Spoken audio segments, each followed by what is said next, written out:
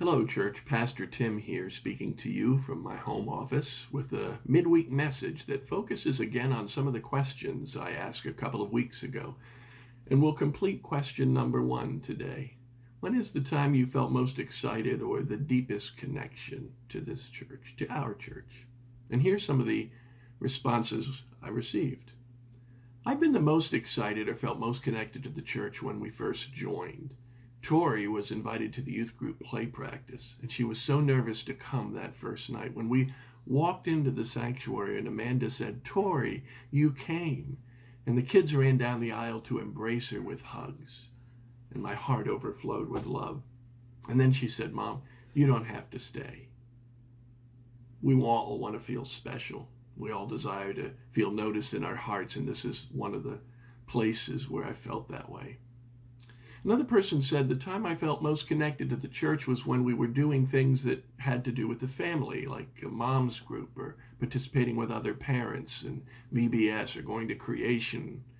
I felt supported and with like-minded people. Another person said after moving to this area, we visited numerous worship services, and upon our first visit to NHCBC, we walked into a very small gathering of worshipers in a lovely sanctuary. The service was meaningful. We were greeted by Pastor Tim and other worshipers. We returned to our cars and sat in silence for a few moments. And then Dave asked me, "Well, what do you think?" And I responded, "I think we found our new church."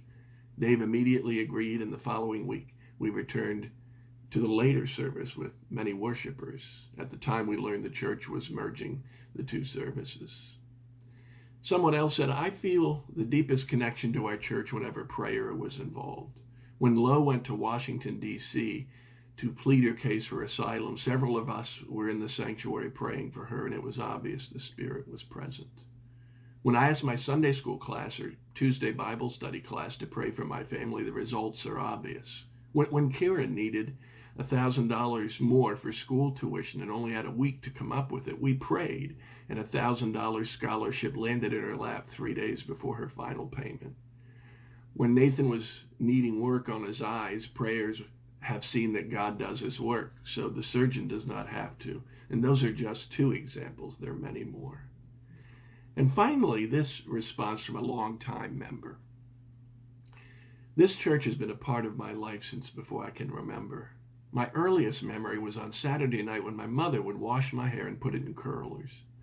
And then my thoughts traveled to when I was a teenager and belonged to the youth group. Wonderful times with the nicest and very cool youth leaders, Joanne and Gary Klaus. When I think back on those times, I realize how truly fortunate I was to be a part of our church. And then I think about when I got married and Chris became ill on his first birthday with Kawasaki disease and 3 coronary aneurysms. The hope was he would outgrow the aneurysms, which he did. And that's when hope became a very important part of my life. 5 years later, he was released from the cardiology clinic at Children's Hospital because he had outgrown those aneurysms. How fortunate I was to have a mother who took me to church and a father that showed us the importance of God and being faithful and thankful every day. And I think about the day Christopher was baptized, and my father was laid out at the funeral home at the same time. He was so excited to see Chris get baptized, and he said he was going to be there. And though I know there was no physical way he could have been there, he died a few days before Chris's baptism. But I can tell you without a doubt that my dad was in the church on that day. And at the very sad time of having to say goodbye to my dad, there was that word again, hope. Because of our church, I knew about the resurrection, and I knew I would see my father again. A few years later, Louis was diagnosed with cancer, a devastation. And the next 2 years were filled with surgery, a grim prognosis, sickness, and sadness, and worry and pain. But they were also filled with visits from you and Pastor Ing, support from friends and family in our church, and we had hope. And after Louis went to heaven, the love and support continued. Pastor Ing got up that day at his funeral and told his story. And afterwards, I remember the only place I felt calm was on Sunday morning at church. And I remember that terrible day when Melissa was murdered. I called Beth, and you came right down to the house and waited with me until the coroner called and confirmed the absolutely worst news of my life. After Melissa died, I was convinced I didn't want to be in this world without her. It was the deepest pain I ever felt in my life. Again, I prayed hard for God to give me the strength and courage to continue and to show what my purpose was. I knew I had to come to church, and I kept listening to your sermons, and there were some Sundays when I felt they were speaking directly to me. I remember asking you for a verse I could say over and over in my head when the pain was too hard to deal with, and you gave me Psalm 46, verse 10, "Be still and know that I am God." More than ever, I'm grateful for our church and the faith, hope, and love therein. This is giving me what I need and want throughout my entire life.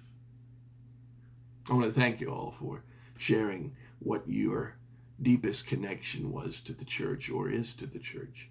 And next week we'll look at the question, what are your hopes and dreams for the future? Have a good week.